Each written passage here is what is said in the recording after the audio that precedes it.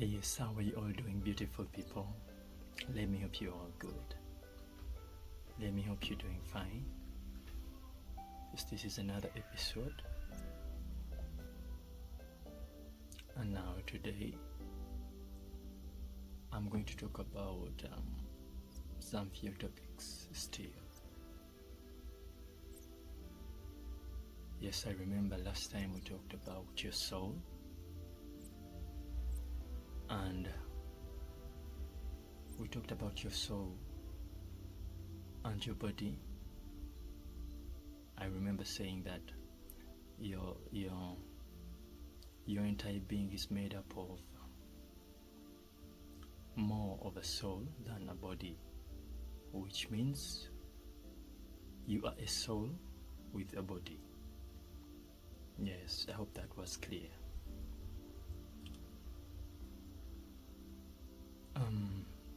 Okay, there is something that I wanted to put clear.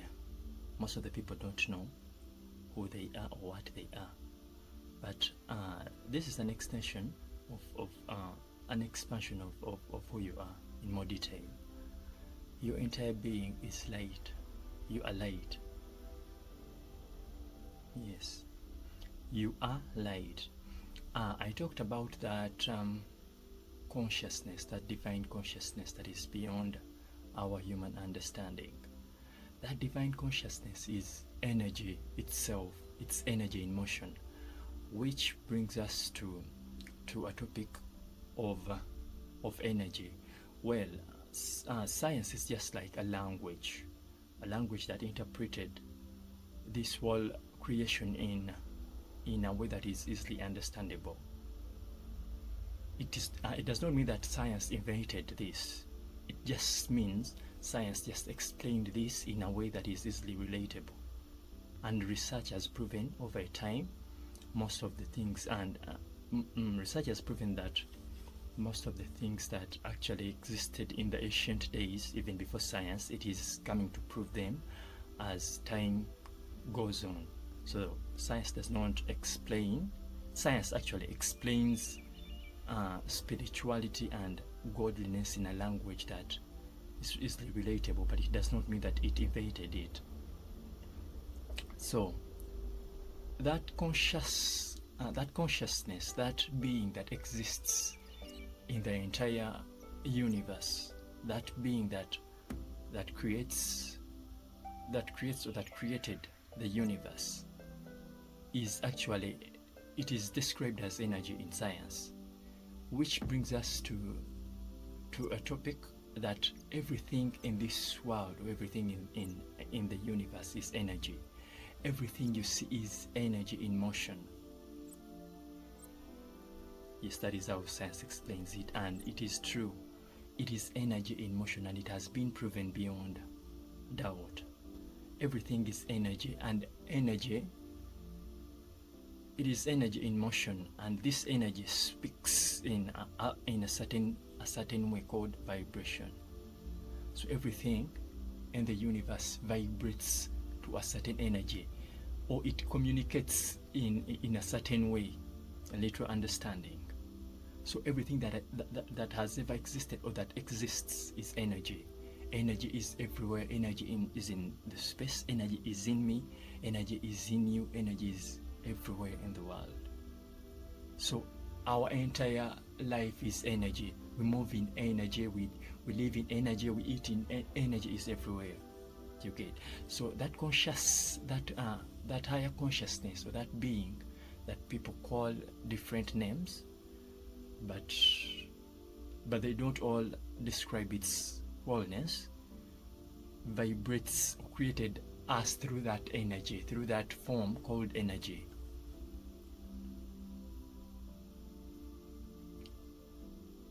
In a simple language, it is a being that created us, that communicates to us in a way that we understand, which is explained as energy. It relates to us in that way that science or physics describes as energy. Hope that's clear. Now, we as human beings don't know that we are light. What does that mean when someone says we are light? This is what it means. Have you ever seen a rainbow, or do you know what a rainbow is? If you don't, make research and find out of what a rainbow is. A rainbow comes, or a rainbow is formed when light passes through a prism. So when light passes through a prism or water, those colors that it forms are what we call a rainbow. There are 7 colors, which are red, orange, yellow, green, blue, indigo, and violet. Those are the colors of the rainbow. Now, how this relates with us is in this way. This is proof that we are light. A human being has 7 power points on their body. Those 7 power points are called chakras. Those points, the energy points of the body. And those energy points include the first chakra, or the chakra that is down here beneath our belly, that is called the root chakra. It is that chakra that connects us to the ground. It is red in color. Then above it, just here on our belly, is another chakra that is called sacral chakra. That is orange in color. The sacral chakra that is responsible for the sexuality and all our sexual life. Then up here, after the sacral chakra, we have the solar plexus. The solar plexus is yellow in color, like you hear solar. It's yellow in color, and it connects with our digestion and all that energy of digestion and the energy from the sun. That is why it's called solar plexus. It is yellow in color. Then from that we have another chakra here that is called the heart chakra. It is green in color, and it is responsible for the love, all that feelings of love and such emotions. It's called the heart chakra. It is green in color. Then above here we have what we call the throat chakra. It is blue in color. It's responsible for our expression, the talking and all that.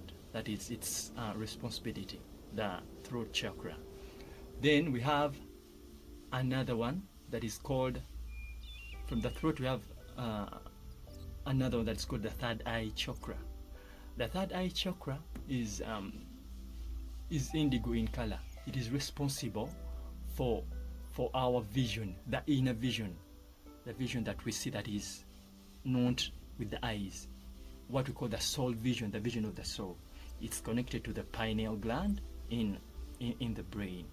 And then above here we have what we call the crown chakra, the crown chakra that is violet in color. It is responsible for our connection with the divine, or with God, with our life, with our enlightenment. That is called the crown chakra.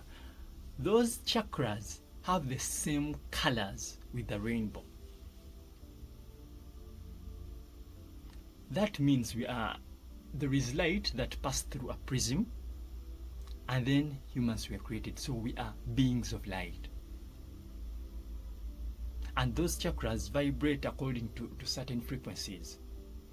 In that same way, to those that know music is made up of the diatonic, how is called the okay, I'm not going into details because not many people know these details about music, but there is something about music. Music has 7 notes. Those are do, re, mi, fa, sol, la, ti, and then when you go back to do, that means it is another octave. But those are 7 from do to ti. Those are 7 octaves. So that means music is music as sound speaks to our body in a certain way. The same way light speaks or communicates to our body, because we are beings of light. So let me hope that is clear now. So we are light, don't forget about that. We are light, we are beings of light. Actually, the way we are made is we are compressed light. We are light that is compressed to form us. So we are beings of light. Okay, that brings us to another topic of our body and mind. As human beings, we are made up of what we call the mind. And our mind is divided into two. We have the conscious mind and we have the subconscious mind. The conscious mind is the mind that is responsible for these activities the way you see them. For example, when I say this is my hand, what I'm using to describe this is the conscious mind. If I'm writing and I can explain that I'm writing, I'm using that conscious mind to explain that I'm writing. That is the conscious mind. But then we have the subconscious mind. Now listen attentively to this. What does the subconscious mind do? The subconscious mind is responsible for the daily action of the body that is not led by us. It works in the automatic mode. That is what the subconscious mind means or does. It works in an automatic mode.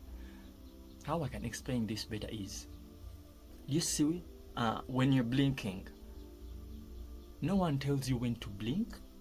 No one tells you how many minutes you need before you blink again, but that is done automatically. It is encoded in our subconscious mind, and it is the subconscious mind that keeps such activities going on. Activities like breathing, no one tells you how many times you breathe. No one tells you how you're supposed to breathe, but you just find yourself breathing, and it is done automatically. That is encoded in our subconscious mind. It is stored in there. Not only does the subconscious mind store that, it also stores all the beliefs, all the emotions, and everything that we've gone through. It is that storage room that stores everything like that. For example, let's say one day you woke up, or maybe you were young and someone gave you something to eat, let's say an apple. When you ate that apple, it tasted a kind of way, and that kind of way that an apple tasted was stored in your subconscious mind. So every time you see that apple, automatically your subconscious mind will remind you how it tastes, how it looks like, and how the experience you had with it. So that is kept in your subconscious mind. Anytime you have something that hurts you or makes you happy, that thing is stored in your subconscious mind. For example, if I get hold of a pen for the first time, I will not know how it works. I will not even know what to use it. But the moment I use it for the first time, and I get to understand that it is used for writing, that memory is kept in my subconscious mind. Every time I get that pen, or I look at it, or I think about it, I will be reminded of how it works, how it looks like. All that information is stored in your subconscious mind.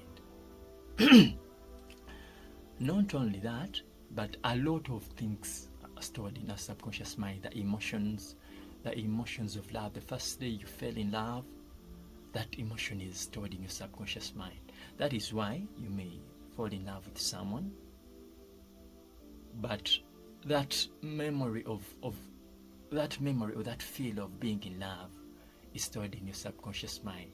You can revisit that memory anytime you want, because it is in there, in your subconscious mind. That feel of anger, how it feels to be angry at someone, it is stored in your subconscious mind. That means your subconscious mind is responsible for, it is responsible for bringing out that feeling, because it's in it that all that was stored.